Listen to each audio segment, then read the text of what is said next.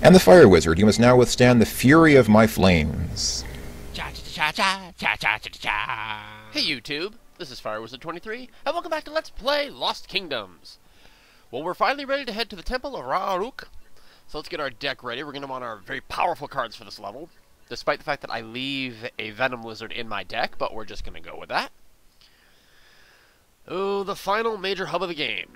Let's go! We have to speak with the god of the temple. That is our task. What god are we talking about here? Let's talk this red fairy. The god of creation has awakened. Ooh, the god of creation. Well, we can't go left or right, forward, so let's head right. Alright. There's a chest over here, but monsters! Goblin Lord. Let's get him. I use Banshee. Ah! One hit! That's how strong I am now, folks. Then again, a Goblin Lord is a pussy anyway, so don't worry about him being a major opponent. But in this chest, we get a steel skeleton card. Very nice. Restore some of our stone points. Good. Here's another red fairy. The black fog is indeed in the temple, and there's lots of monsters in here. Uh-oh. Another monster! A steel skeleton. Banshee! My great demons. Double attack, sword, and whip. Got him! Huzzah! Not very hard battles, but it's good to have your strongest cards here, because there's a lot of defensive points in those steel skeletons, and you really don't want to sit in these battles forever. Put this little keystone in. The door opens to the king's storeroom. Oh, go. Yes, got the card.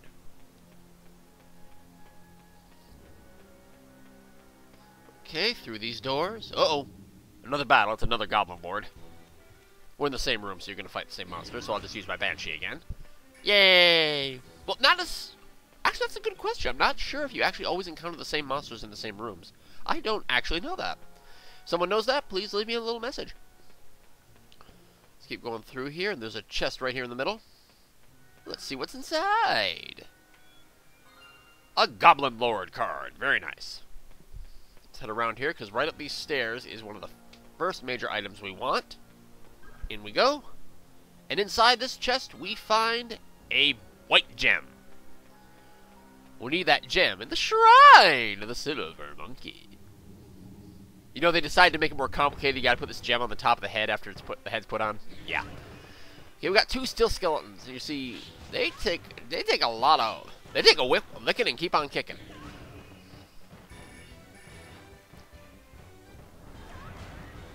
Cockatrice. Cockatrice again. Banshee. Good. Let's open up these two chests and see what's inside. In here we find a water bird card. Now, if I remember correctly, the water bird actually heals the hit points of every friend and foe on the battlefield. It heals everyone up to max. I believe that is the point. That is the power of the water bird card, though I forget to show it off in this level.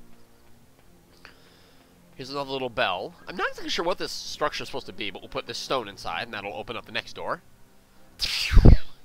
And now we're gonna head into the room of the sacred password.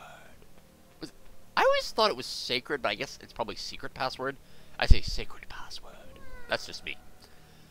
The black fog and all the monsters were created by the enchanter as via the power of the god of destruction. What? This is some heavy-duty shit. Oh, let's go this way. Another chest over here. Gotta open up all the chests. We still get a score on this level, so let's make sure we open these up. We get a black gem. Got a black gem. We slide down to the quicksand bog and make our way to the dark forest. Actually, first we're gonna head to these plinths, add the white and the green gems. Actually, now that we're on Legends of the Hidden Temple, I should mention probably my first experience with that show, because it's kind of actually a funny story.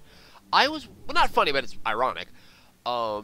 does everyone know that speech that Olmec makes at the beginning? Like, Olmec's going to tell you how to get through his temple. You could start by running up the stairs to the crypt. You know, that whole speech he goes through a la Season 3. Season 3. The very first episode I watched was actually one of the final episodes of the show, because of its, where it was in its run. I watched the Earcorn of Sojourner Truth. And in that run, the player actually goes in the very path that Olmec says every time in Season 3. Running up the stairs to the crypt, pull the books to open the door, the pit of the pendulum, knock over the column and climb into the king's storeroom, smash the clay pots to find the key that will lead you down to the room of the sacred markers, all that stuff, and basically going through the top of the level, the top of the temple, sliding down the quicksand bog and heading to the right. That was the path the players took in that very first run. So I always thought, like, when Olmec was saying those things, you were always going to see it. He was always going to describe the order they had to go. Now we're in a major, back to the game. There's a game going on, by the way. I just want to bring everyone back to that. We've kind of I went off a tangent. This room I've encountered after we opened up the black and red gem bricks there. This is a major checkpoint for the temple because heading to the left and the right of this area, we can go to some special trials to acquire. I'm going to say there are master element cards, one for each respective element: wood, earth, water, and fire. But you can go to a special area where you will find this one special card of each element. It requires, however, see, there are portals to places far, far away, the 4 magic doors, and you have a chance to get super powerful cards, but it's a long way back. Basically, you just take the cursor back over and you click on the temple. Going very close into this card here, see the element markers there? Those little gems? They show the direction of the respective doors. Water and fire is that way, earth and wood is towards the bottom. I want to actually open up the fire door first, but there is a requirement of opening these doors, which is that you have to have at least 20... I believe this is correct. You must have 20 unique cards of that element. And from what I've understood of the game, there are actually 23 cards of each respective element. That includes... Would that include the neutral? No, that wouldn't include the neutral. I think there would be less for the neutral. Wait, 23 times 4... 2... There would only be 13 neutral cards. So there's 23 of each type. You have to have 20. And I don't... And you're going to see me head towards the fire door here. Actually, first I see this chest, so I open it. Because here's these doors and those chambers. So open up this chest. And we find a demon skeleton. But it occurs to me there's probably a chest on the very opposite end of this temple as well, near the earth and wood doors. So let's go. That's not to say I won't acquire more cards later. But you gotta have 20 cards to open it, and I don't have enough fire cards right now. You're gonna find that out really quick, and I feel so stupid. Well, but it's not really my fault, because I don't have the fire cards. Then I might have to acquire them. But every door involves simply basically going through another level, which is a trial, as it said, as the game puts it, to earn the right to have this card. Sometimes by... Actually, pretty much... No, every single time it is a task set by the actual card, the actual monster itself, to gain the right to use it. Similar to trying to get summons or eidolons. Though these are hardly summons or eidolons in the traditional Final Fantasy sense. So let's head back to the other side, back to the fire and water doors. I do have to admit, the Temple of Ruh-Arok is fairly uninteresting. The very last level of this game is kind of unique in how they designed it. Okay, so I'm walking over here and I'm like, oh cool, I'm gonna open that fire door and I'm gonna go get the fire card. Only with the power of fire will you be able to escape your doom, but you don't have enough strength to meet this challenge. It won't let me open the door because I don't have enough fire cards. How about the water door? And I can't even really check that here. I mean, I can check my full inventory and I could count, but I can't pull up the stats like I would in my edit deck mode on the world map. See, I can't see it, so we're gonna have to skip this.